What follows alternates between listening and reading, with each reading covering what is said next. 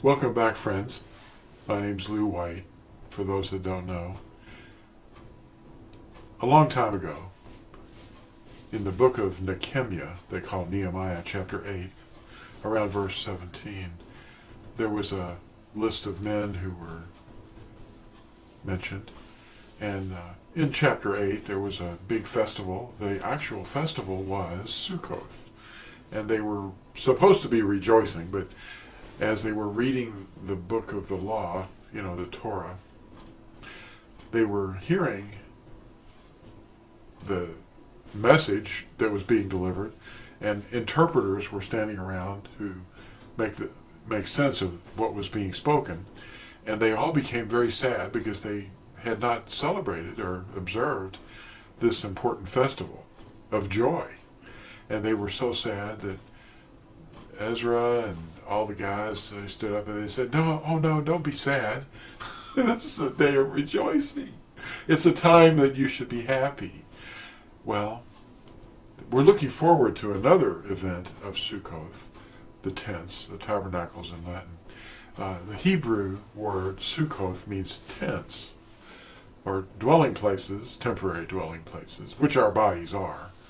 And we're supposed to be joyful, and it's a time of harvest. And the harvest of the earth, people don't even know that these are pictures or examples or shadows, outlines of events that describe Yahusha returning to the earth, and the prepared ones are going to be so happy to see him, and the others are going to be terrified.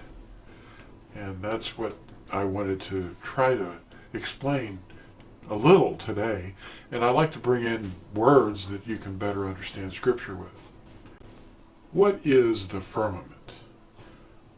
Some believe that the firmament is a dome, and it's solid, and nothing can get through it, or the stars are embedded in it, and it's turning around in some way.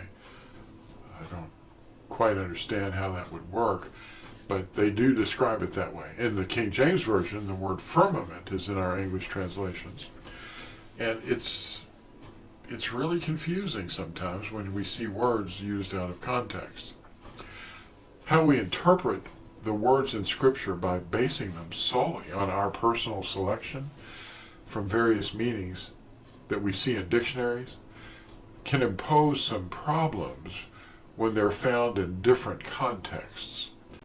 The Eberith, or Hebrew, word for firmament is RAQIA, and it's translated firmament in the King James Version, and it means space or expanse.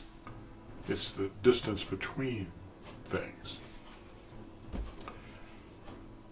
As for asteroidal movements, they're very substantial in number. Among many meteor impacts that we could describe, the Tunguska Event in 1908, I think it happened in the 6th Roman month, it blasted through a forest and flattened the trees, and you could almost, imagine how sizable this object must have been.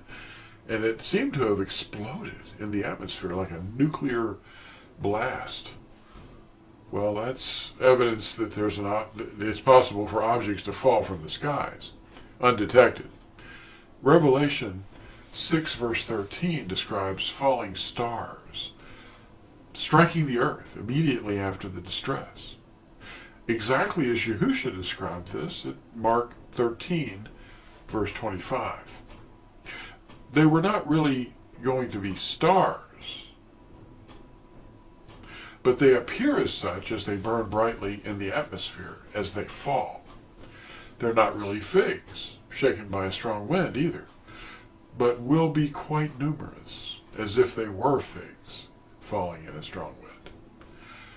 So we're here to let you know that there's some big things ahead, and we're here to help you understand words better so that you can help teach others as they see these things coming upon the earth. Thanks for watching this, and we'll see you in the next video. Bye now.